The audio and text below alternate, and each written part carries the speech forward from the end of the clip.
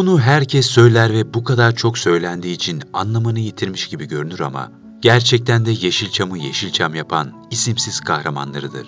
Yan rollerde kariyerini sürdürüp çoğu insan tarafından başarılı olmadıkları düşünülse de aslında en önemli görevleri üstlenmektedirler. Yan rol olarak düşünülen karakterler hikayenin önemli parçasıdır aslında.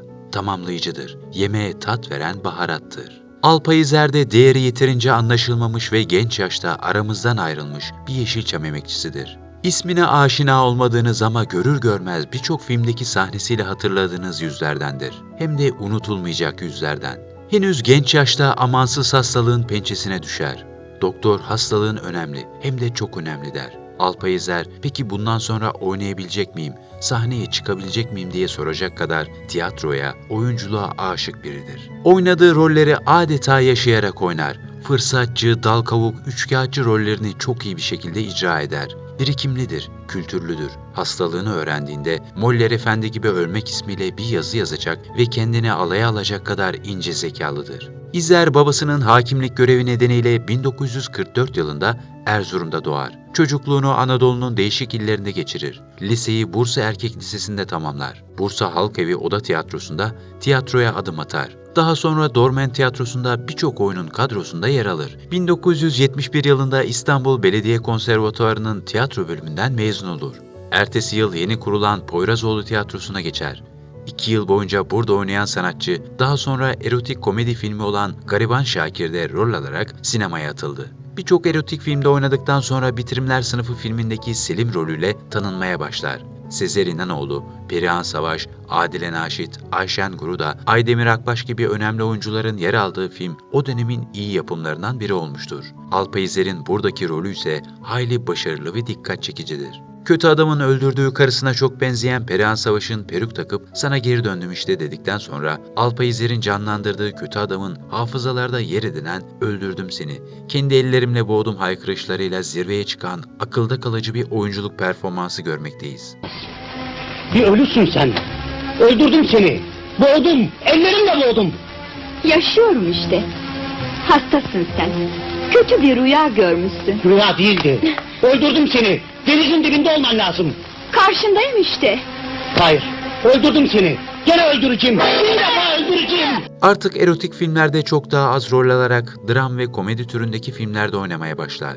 Alpayizer 1976'dan 1979 yılına kadar sinemaya ara verir ve sadece 2 sinema filminde oynar. Bu dönemde Ali Poyrazoğlu'nun yazdığı Darısı Başınıza ve Levent Kırca'nın yazdığı Ne Olur Ne Olmaz adlı mini dizilerde rol alır. 1979 yılında tekrar sinemaya dönen İzer, Kemal Sunal'ın başrollerinde oynadığı Bekçiler Kralı filminde oynar. Filmde görev yaptığı mahallede vatandaşa eziyet eden muhtara, bakkala, manava, tüp gaz bayine uyarılarda bulunan Bekçi Şaban'ın öyküsü anlatılır. Alpayizer'in bu filmde oynadığı karakter, bozuk düzenin çarklarını oluşturanlardan biridir. Oynadığı bakkal karakteri, üçkağıtçı, paragöz, bozuk mal satan, kara borsacılık yaparak paraya para katan biridir. Alpayizer bu filmdeki rolüyle ben oynadığım karakterden daha fazlasıyım der gibidir. O kadar sahici oynar ki rolünü, film bittiğinde bile onun oyunculuğunu unutmak mümkün değildir. Bana yok ha? Devlete hakaret. Hem de vazife başında. Halkı isyana teşvik de var. Yanlış anladın Bekçi Bey, sana yok. Bak hala bana yok diyorsun ya. Hayır Bekçi kardeş, yanlış anladın. Sana yağ yok, sana yağ gelmiyor. Ha, öyle desene. Ben de bana yok diyorsun sandım. He Allah'ım ya.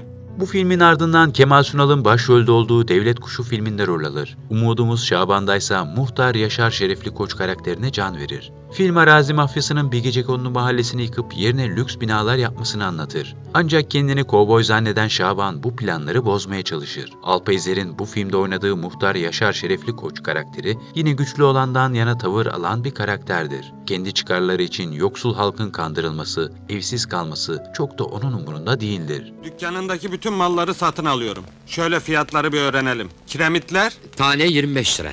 biraz kazık 10 lira. Ama Aması maması yok. Şu çıkma kapılar, pencereler, 600, 800. hayır 100, 200. İflas ederim. İtiraz etme, zabıtayı çağırırım ha. Alpayizer toplumun çürümüş yanlarını, kaypak kişilerini çok iyi oynar. Çok iyi bir toplum gözlemcisidir çünkü. Hem Türk edebiyatına, tiyatrosuna çok hakimdir hem de dünya edebiyatında klasiklerden Shakespeare'den Molière'e, Faust'tan Vişne Bahçesi'ne kadar tüm oyunların inceliklerini bilmektedir. O evrensel karakter analizlerini yaparak Türk toplumunda yaşayan karakterlere dönüşmüştür. Başarısı da buradan gelmektedir. Bu filmdeki rolü küçük de olsa unutulmayacak cinstendir. Biz onun bu ruh kattığı karakterleri yaşamımızda gördüğümüzü, bildiğimizi hemen anlarız. Gerçek oyunculuk da bu olsa gerek. Alpayizer Zübük filminde ise Avukat Burhan karakterini oynar. Alpayizer bu filmlerden sonra sinema kariyerine uzun bir ara vererek tekrar tiyatroya yönelir. Aydemir Akbaş'ın kurduğu tiyatroyla Akbank Çocuk Tiyatrosu'nda bir süre çalışır. Bunun yanında televizyonlarda yayınlanan birçok parodi yazar. İzer 1986 yılında yayınlanmaya başlayan Perihan Abla dizisinde kahveci Saffet'i canlandırır. Hayatının son dönemlerinde ise daha önce de görev aldığı Poyrazoğlu Tiyatrosu'yla Akbank Çocuk Tiyatrosu'yla sahneye çıkmaya devam eder. Tiyatroyu çok sevmektedir. Tiyatronun hangi alanı olursa olsun görev almaktan kaçınmaz. Bazen oyuncudur, bazen yönetmen, bazen senarist, bazense sahnenin dekorunu yapan bir emekçidir. Yeter ki sahnenin tozunu yutsun. Onun için gazeteler katıksız bir tiyatro tutkunu diye yazar. Son dönemlerde televizyonun önlenemez yükselişine karşı birçok oyuncu televizyona kaymışken Alpayizer tam tersi tiyatroya yönelmiştir. Birçok dram, skeç ve parodide hem oyuncu hem yazar olarak izleyicinin sevgisini ve beğenisini kazanmıştır. Ne var, ne bakıyorsun? Yok bir şey. Kaynanama çok benziyorsunuz da. Tıpkı ağız, burun, kaş, göz, bir bıyığınız hariç. Benim bıyığım yok ki. Onun var da. Hı.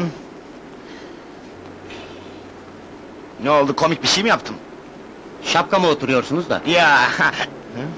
Alpayizer hem tiyatroda hem de sinemada en çok tanınır olduğu, oyunculuğunun ustalaştığı, kaleminin keskinleştiği bir zamanda amansız hastalığın pençesine düşer. Hastalığını ilk öğrendiğinde verdiği tepki ise hayret vericidir. Doktor hastalığını söylediğinde onun söylediği ilk şey sahneye çıkabilecek miyim? Kendi yaşamından ziyade sahnede olmamak onun için büyük bir dert olur. Alpayizer sanırım böyle bir soru beklemiyordu doktor. Biraz anlamsız buldu soruyu galiba. Doktorla konuşmamı abime anlatınca o da sinirlendi. Oynamak ne kelime, yaşamak da söz konusu olan der. Akciğer kanseridir. Tedavi için bir umut Londra'ya gitmesi gerekmektedir. Pasaportun süresini uzatma mücadelesini başarıyla veriyorum der. O dönem Avrupa'ya çok sayıda işçi çalışmak için gittiği için başvurusunun kabul olmama durumu da söz konusudur. Bir arkadaşı yaşlıdır. Senin işçi olmadığına inansınlar der. İzer biniyoruz uçağa. Vücudumda hastalığın ilaçla ancak dayanılır perişanlığı. Havaalanına iniyoruz. Sırası gelen yaklaşıyor memura. Ben Hamlet'in amcasından, karım,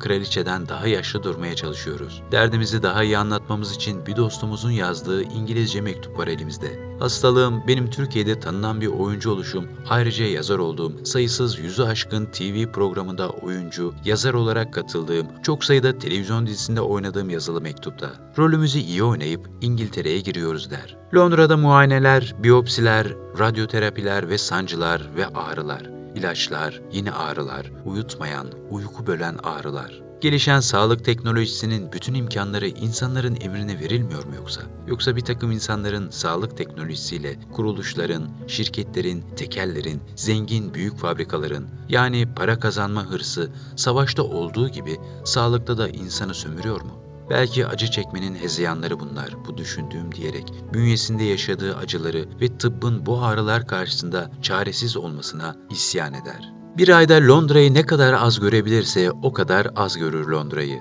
Daha doğrusu ağrıdan gözüm Londra'yı görmüyor der. Ağrıları geçmeyince bir an önce ülkeye dönmek ister. Patlıcanlı bir kebap, pişkin bir dönerin, saat 12 sularında kesilen ilk pişen dilimlerini yemek, trafik sıkışsa bile İstanbul'da olmak, tekrar sahneye çıkmak, turne keyiflerini yaşamak ve Molière Efendi gibi ölmek. Çok şey mi istiyorum acaba diyerek özlemini ve yapmak istediklerini dile getiriyor usta oyuncu.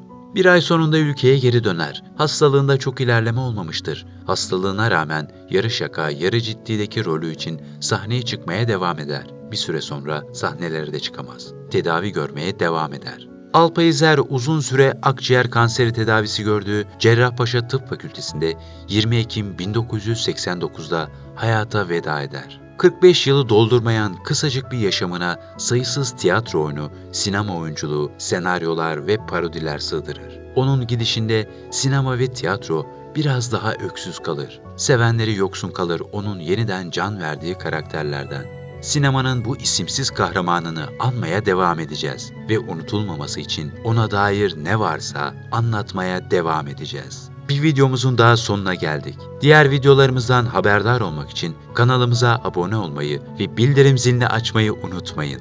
Sağlıkla kalın.